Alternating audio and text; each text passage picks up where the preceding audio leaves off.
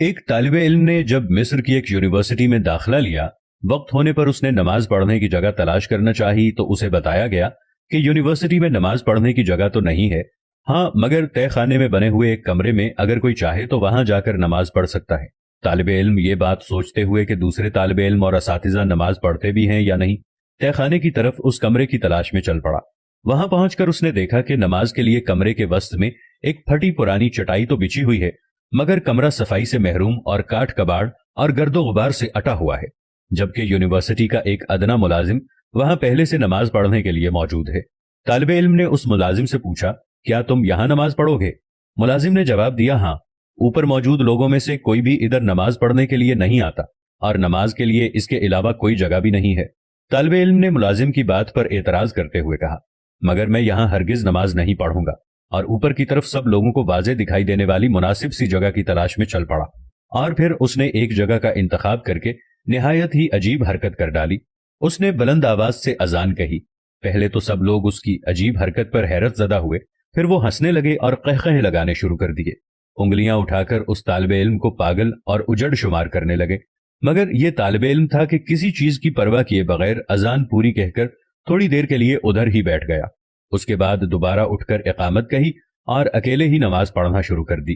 اس کی نماز میں محویت سے تو ایسا دکھائی دے رہا تھا کہ گویا وہ اس دنیا میں تنہا ہی ہے اور اس کے آس پاس کوئی بھی موجود نہیں۔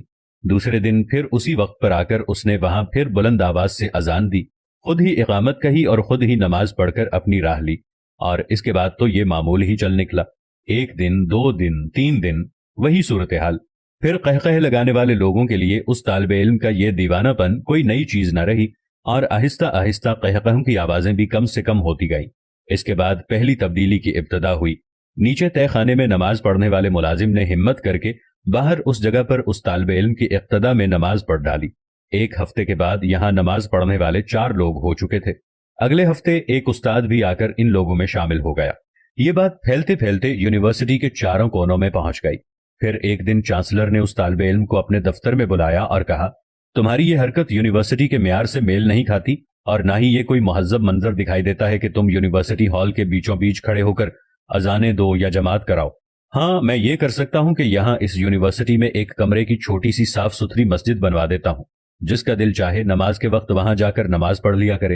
اور اس طرح مصر کی ایگریکلچر یونیورسٹی میں پہلی مسجد کی بنیاد پڑی، اور یہ سلسلہ یہاں پر رکا نہیں۔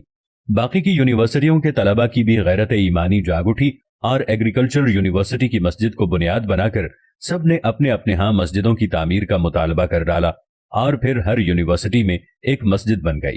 اس طالب علم نے ایک مثبت مقصد کے حصول کو اپنی زندگی کا مقصد بنا لیا، اور پھر اس مثبت مقصد کے نتائج بھی بہت عظیم الشان نکلے، اور آج دن تک خواہ یہ طالب علم زندہ ہے یا فوت ہو چکا ہے، مصر کی یونیورسٹیوں میں بنی ہوئی سب مسجدوں میں اللہ کی بندگی ادا کیے جانے کے عوض اجر و ثواب پا رہا ہے، اور رہتی دنیا تک اسی طرح اجر پاتا رہے گا۔ اس طالب علم نے اپنی زندگی میں کار خیر کر کے نیک اعمال میں اضافہ کر لیا۔